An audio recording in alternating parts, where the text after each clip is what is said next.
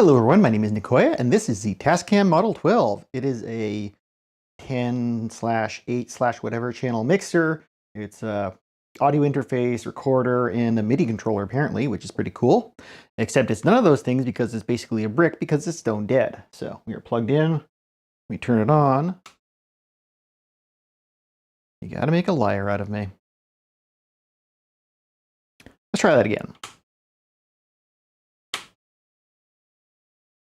There we go. See, it's actually dead.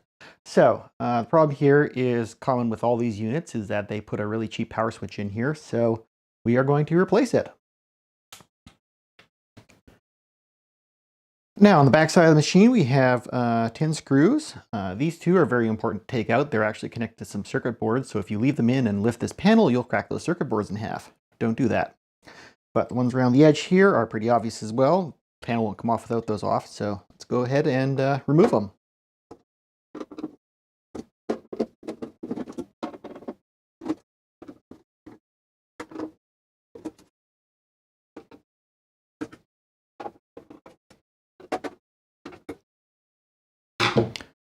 All right, got the screws out, and bottom, just one more. Now we have the screws out. Bottom just comes right off. And as you can see, these two mounts here, you got a post and a little bracket here, are what those two extra screws in the middle secured into. And if we didn't take those out, we would have ripped these boards apart. So remember to take those out. Now the switch is in the back here, which neither you nor I can actually see. Yeah, right there. So it's under this board, somewhere in there. We really need to get in there to get at this switch, and so we're going to be removing this topmost board. And to do that, we just need to remove this row of nuts here, nut here, and then these two screws. Now we're going to need a number 1 Phillips for these screws because they are very small screws. And I'm actually going to put my glasses on. And you don't want to strip these out, so be careful with them.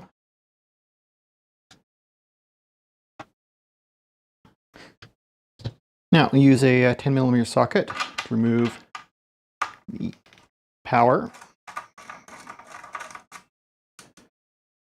And don't lose the washer. So you can get it off in the first place. Here we go.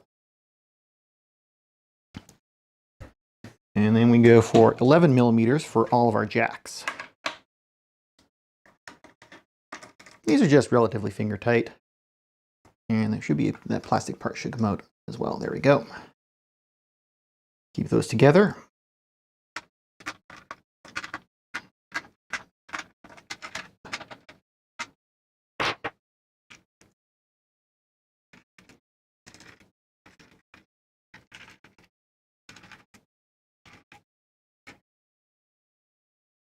Now, this time we can verify that the board is actually loose, and so we will slide it down and lift it up.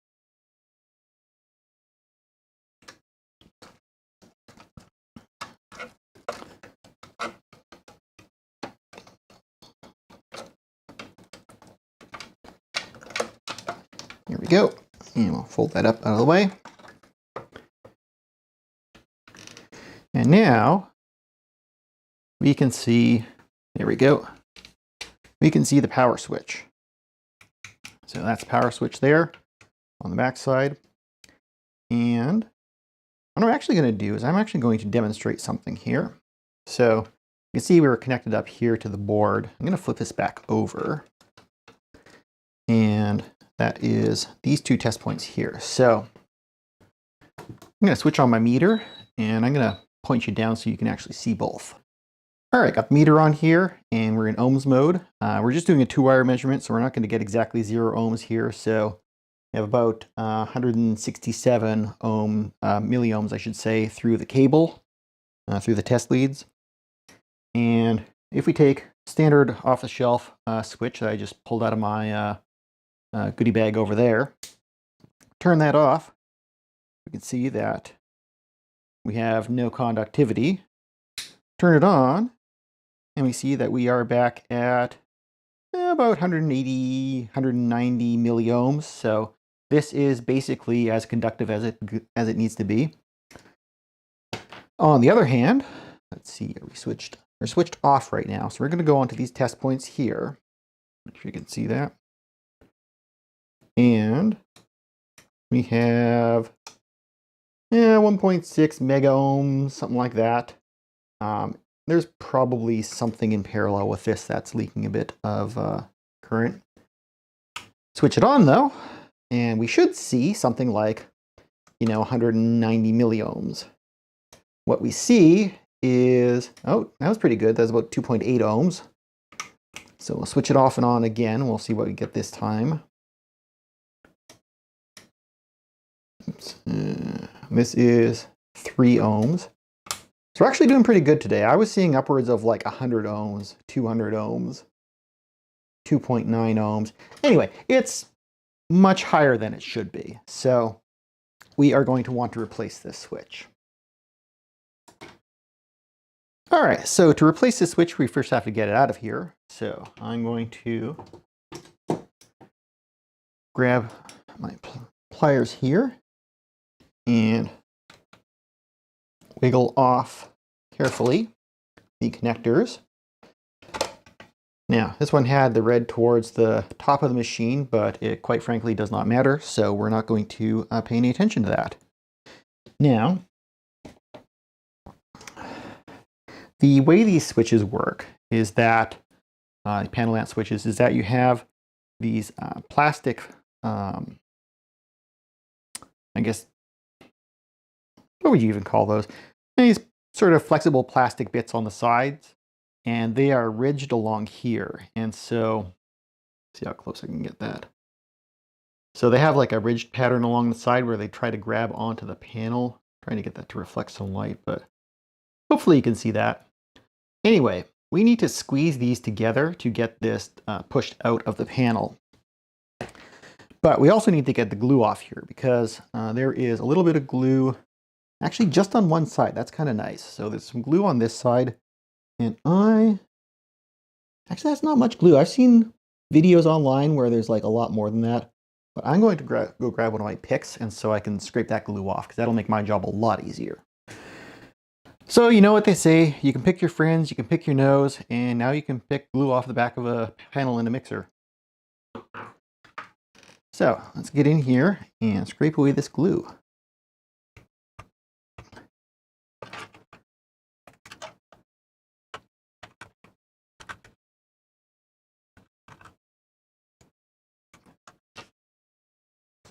Some of the glue there.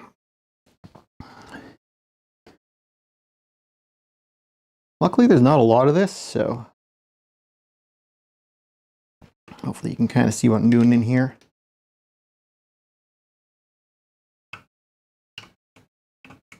Really just want to get that sort of scraped off so it's not going to be fighting us when we're trying to push this out.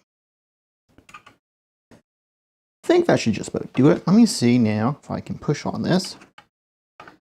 So we're going to compress the little flex tab here. Oh yeah, no problem. Pull up from the bottom on the other side. Push down from the top again. And apparently didn't get all the glue off, but there we go. There is the switch pulled out. And so, just checking here if there's an actual part number on this. So this switch is manufactured by Legion. So Legion, you suck, apparently. But actually, now that we're out of here, why don't we test out the resistance. So that is switched on. Test the resistance just straight up on the switch. That is 2 ohms. So it actually got better from when I got it, because it was, yeah, it was like very high. 3 ohms. 3 ohms. Yeah, I was registering in like hundreds of ohms at one point. So I guess me switching it back and forth a bunch is probably cleaned off the wipers or something, but this switch is going in the bin and I'm going to get a new one. So next, I think I will go to my computer and show you how to find a switch like this, because, you know, it's one thing for people to just tell you like, oh, go buy this model, whatever, but you know, 10 years from now when that model goes out of production and you want to find a different one, you know, you're going to have to know how to do that. So actually the first step we need to do is, I mean, obviously we know that this switch, just by looking at it, it is, you know, it's rated for 125 to 250 volts, which is, I mean, it's only actually switching, I think, 15 volts. So that part's fine. 10 amps, I mean, it's definitely not going to see 10 amps. In fact, on the back here, okay, yeah, it just says 15 volts on the back here. But then on the power supply, how many amps does this deliver? Yeah, so the power supply delivers 1.2 amps. So any size switch should do as long as it conducts electricity properly. But speaking of sizes, that's what we want to figure out next, is what is the size of the panel opening? Because we can go looking at all kinds of switches, but if it doesn't fit in this case, we're not going to be able to install it. So this is going to be, what is that? About 6.85 wide. And then in the length, it is going to be about 19.4, roughly speaking. So that's probably blown out on the camera. I'm seeing the clipping. So I'm sorry if you can't read that, but trust me, that's what the measurement is. Yeah, get rid of some of this glue. Now, unfortunately, you know, this switch is actually the right height, but obviously it's way too wide. Plus, I mean, it's designed to be installed that way, so you have 0 and 1, not minus and 0. So we're going to get one that fits in here and has the correct markings. And let's see, is that the right size spades on the back too? Oh yeah, so I could probably actually put this switch in, just have the wires feeding out the back, but yeah, I know this is going to fix it. At least I hope it is. Famous last words. So I'm just going to get a new one. All right, so here we are at DigiKey now, and we are going to look for our switch. So we want electromechanical switches, and we want a rocker switch. We want it to be in stock, and we don't want marketplace products because those are usually giant boxes of end-of-life products, which is cool if you want it, but it's not what we're looking for today. And we want our panel cutout dimensions to be 19 millimeters by whatever else 6 millimeters we had. So we'll just select the 19 by 6s like that, and we'll apply that, and we'll see what options we have.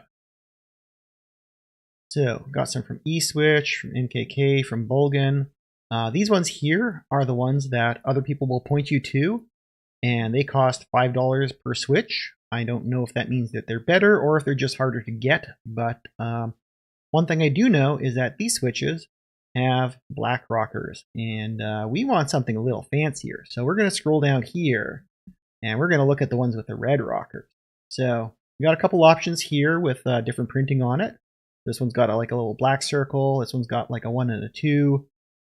I don't know what 1 and 2 is supposed to mean with a single throw, single pull switch.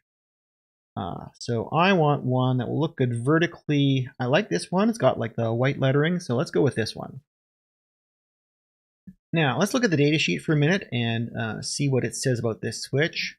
You know, it's good for 12 amps, 6 amps, way more than we need.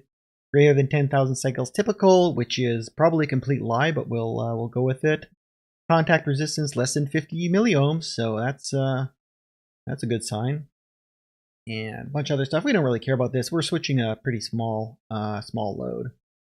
Now let's expand that a little. So ordering information. This is how we figure out what the heck we're actually ordering. So we look at our part number up here in the tab bar, which is nice and secure. We have series RL. There's only one RL series for this. The one at the next digit here means it's a single pole switch. It's not like a 2-pole or anything, which is what we want. Switch function, this is kind of important. The on in brackets here means that it's momentary if this number was a 2. Our number is a 1. Ignore the 2 next to it. It's a 1 in this position. And so that's what we want. We want it to be to stay in the on position, to stay in the off position. We don't want it to go on and then flip back off, because that would be very inconvenient for keeping this mixer running. So for the housing color, we get black. That's what we got in our 2-digit here. The actuator color, we of course want red, because red is superior in all ways, and that's what we got. We got the 3 there. The markings, if we scroll down here, you can see there's a couple styles of markings, and we saw a couple of these in the listings. I want to get the C style, because when this is mounted vertically, they'll have a 1 and a 0 rather than like a negative sign here like we saw on the other switch that I had just laying around in my parts bin. So that's good. We want actuator marking C, which is what we got. Marking color, so that's the color of the text on there. We saw both black and white.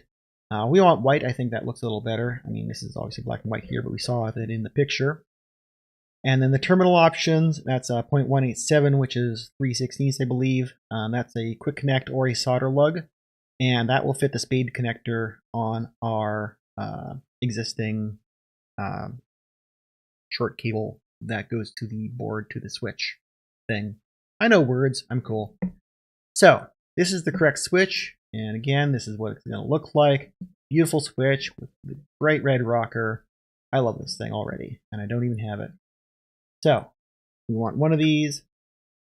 We'll add cart, and we will look and see how much shipping is going to run us. There we go. Thank you. So $4.99 USPS ground advantage. That seems pretty cool. We'll just skip through here. I mean, if we wanted to spend $38 or, oh my god, $99 for UPS next day air. No, thank you. There's a couple of other cheap options in here. Like if I want to spend $7, I could do it at FedEx or UPS, but you know, USPS works fine for me, so I'm going to go with this. So I'm going to get this ordered up for $6.76 total, with tariffs apparently. Cool. No comment on that. And once this comes in, we will put it in the into the mixer. So like magic, our package has arrived, and as per usual, it is a comically large package for a comically small part.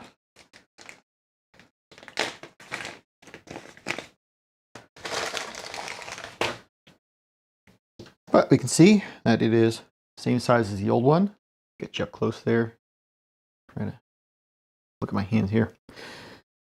So, same size as the old one. It has our on and off position. And just to check, we'll power up our meter. See how many ohms this is. That is in the on position. So we are at, sorry, that's in the off position. And we are at about 200 milliohms, and that's counting about 200 milliohms. Hang on, I gotta zero this. Zero that, thank you. So without the leads in the picture, we're looking at about, wow, that's not bad, like 0.1 milliohm. That is very, very low.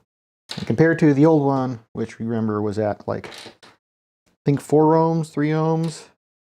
Let's make sure that's still, actually 1.2 ohms today. It keeps getting better, but you know, still 1,000 times higher than it should be. So we need to install this. The first thing I'm going to do is I'm going to hook up the connector to the spade terminal, since it's going to be a lot easier if I unplug the lead from the board. And it doesn't matter which way around these go. I think the red was on top before, and that one is going to be on the top now. So we'll put the red on top, because why not? That looks like it'll be, yeah, about the right routing. So I'll go in the back here, And make sure we get this the right way around. So the one is going to go towards the panel, the control panel side. You'll fish this through here. Of course, it's always easier when I'm not trying to show the camera what's happening. But we'll fish this through here and double check that we're the right way around. Once this is out of the way, just before we push it home. So we have the one for up. That's the way I like it. And it just snaps into place. Now, there is a little bit of a wiggle here because we no longer have the glue sticking everything in place. And so what I'm going to do for that is I'm going to use a bit of this. This is neutral cure silicone. It's made for electronics. There's also a variety of this. It's made for RVs. This is not bathtub silicone. That stuff has acetic acid in it, vinegar, basically as part of the curing chemistry. And so acids around metals and things is sort of bad news. So use the neutral cure stuff if you're going to use silicone. Anyways, this is very commonly used in electronics for securing components, and so that's exactly what we need to do here. You can see the probably see the wires in there wiggling around as I wiggle a switch. So I want to stay away from right here is going to be the upper side because this panel is going to be flipped over. The PCB is going to be along the upper side, and I want to stay away from the port here, so I don't get silicone on this, but I have a fair amount of room in there to work, so I'm not too worried. So we'll just go in here and squeeze a little on to the side of the switch, and then it's a bit of an old tube, so it's a bit stiff. But we'll see if I can use my awesome hand strength to squeeze it in there. And that should be about good. And we'll just give it a little poke. Make sure it is nicely smooshed in there. Try not to mess around with it too much because I'm going to probably just make a mess if I play with it too much. But just that much silicone on the side there, once it cures, should make things feel much more solid. All right, stop playing with it. Yep, that was a little too far over there. That'll do.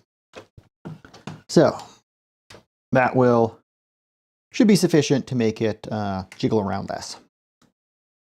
So I'm going to wipe the tip of this pick off before it gets silicone all over the place.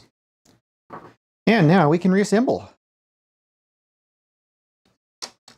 Not forgetting, of course, to plug in the power cord. And we'll go this way. You can tell there's the notch on here, lines up with the notch on the connector. That goes like that. And then we just flip this back over and wiggle it down into place. What are we hanging up on mostly here? Nothing important. Let's see.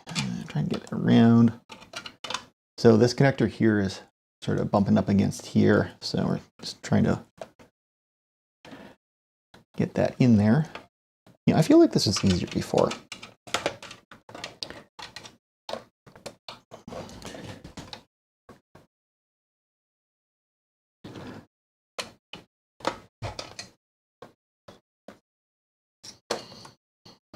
There we go.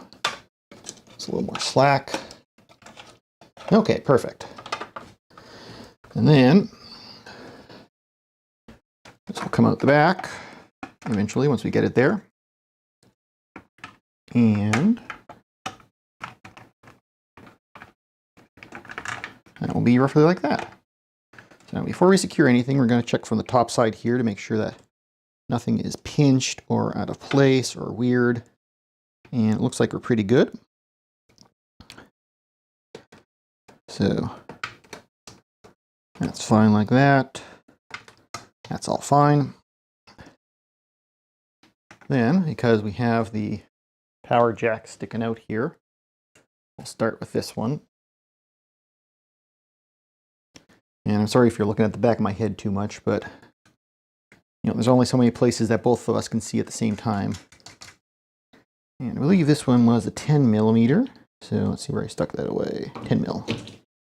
Just going to put that on a little bit loosely for now because I want to get these MIDI ports lined up and secured because they are going to be the smallest screws of the bunch.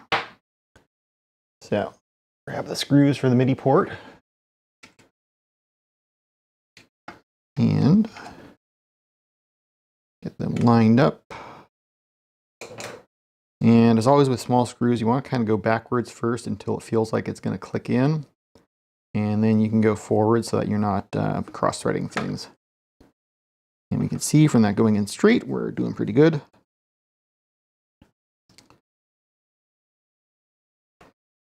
So we don't need to tighten that down completely right yet. You just want to get the holes aligned because this is the tightest alignment. The rest of the connectors are pretty loose.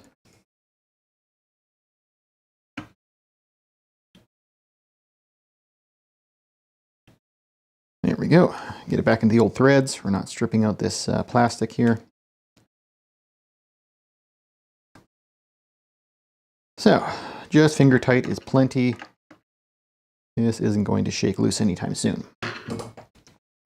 Now we have all of our 1/4 inch nuts. Don't forget the little plastic thingies on them all. And I'm definitely going to fast forward through this part.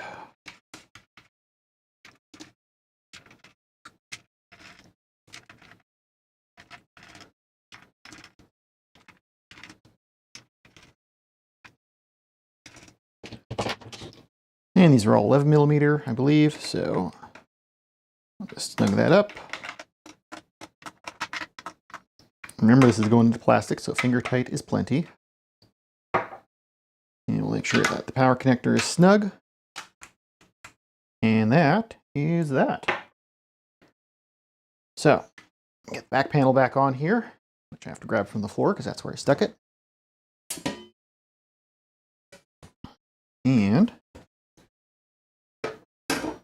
line that up. And don't mind me as I grab all the screws.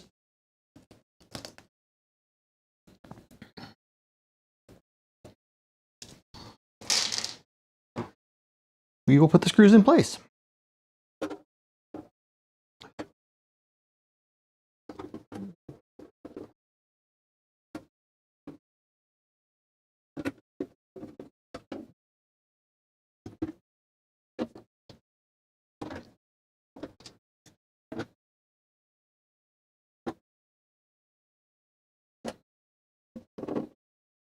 And there we go. So don't have to go overboard on tightening these screws either. You know, just until they bottom out, and a little tiny snug after that is plenty. Get the cap back on the silicone so it doesn't dry out completely. And now my power supply is plugged in. So if we flip this back over, get this all nice and lined up, nice and pretty, and plug in the power. If I can get it untangled from everything.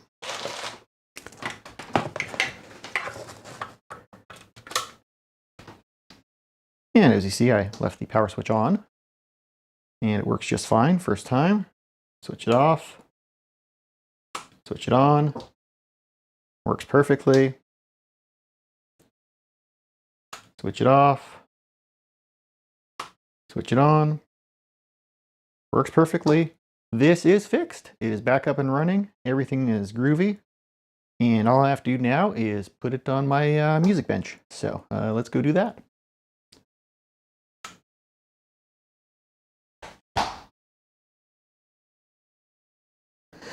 Ah, crap, I bought too much stuff.